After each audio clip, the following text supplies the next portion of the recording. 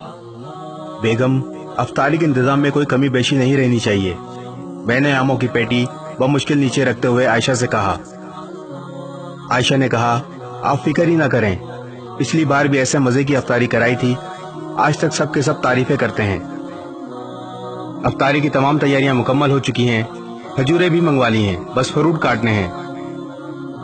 आप जरा मदद कर दें। मैंने छुरी ली और आयशा की मुखालिफ से बैठकर फ्रूट काटने लगा। कुछ ही देर में अफ्तारी के तमाम इंतजाम मुकम्मल हो गए और सहन में सजे डाइनिंग पर लगा दी। दोस्तों और रिश्तेदारों की आमद का सिलसिला भी शुरू हो गया। अफ्तारी का वक्त हुआ और सब ने अफ्तारी की और खुशगपियां करते हुए खाना खा रहे थे। सब खाने से फारिग हुए। जज़ाकल्लाह, बहुत मजा आया, खाना बहुत लजीज था, कहते हुए निकल रहे थे। मैं हाथ धोने बेसन पर गया तो साथ ही मेरे कान में एक बच्ची की आवाज आई। अम्मी, सब लोगों ने नमाज भी पढ़ ली है और हमने अभी तक रोजा अफ्तार नहीं किया, सहरी भी पानी से की थी। मेरी आंखों के आगे अंधेरा छा गया। ये आवाज पड़ोसियों की 12 साल बच्ची की थी। मैं ये जानते हुए भी ये अखलाकियात के खिलाफ है, दीवार से उनके घर में झांकने पर मजबूर हो गया।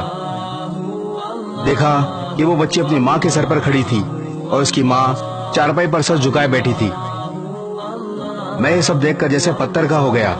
इसकी माँ ने सर उठाया तो नजर मुझ पर पड़ी। इसकी आंखें आंसुओं से भरी थीं। मुझ पे नजर पड़ते ही जबरदस्ती मुस्कुराई और चादर से आंसू पोंछते हुए कहने लगी, भाई कैसे हैं आप? ये लड़की बहुत जिद्दी है, अभी खाना खाया है और फिर जिद कर रही है।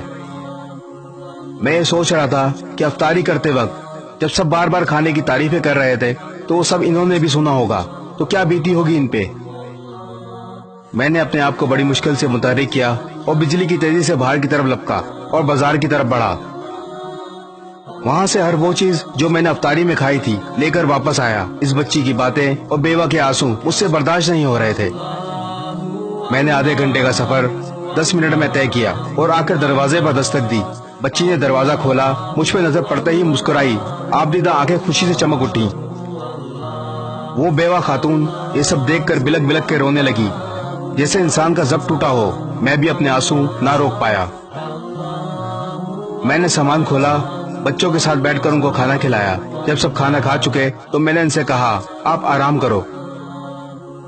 मैं वहां से चला और मार्केट से महीने भर का राशन लिया और दोबारा इनके घर आया। जब सामान रख चुका तो मैंने सोए हुए बच्चों की तरफ एक निगाह देखा तो जैसे सुकून आ गया। जब बाहर की तरफ चलने लगा तो खातून की आवाज आई, भाई अल्लाह आपको किसी का मोहताज ना करे।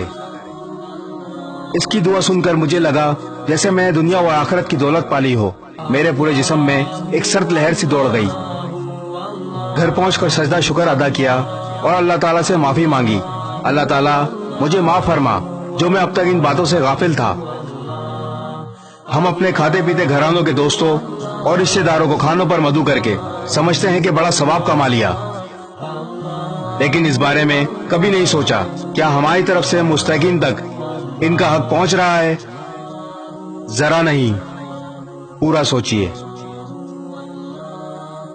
इस वीडियो को शेयर जरूर करें, हो सकता है आपके एक शेयर से ये बात किसी के दिल में उतर जाए।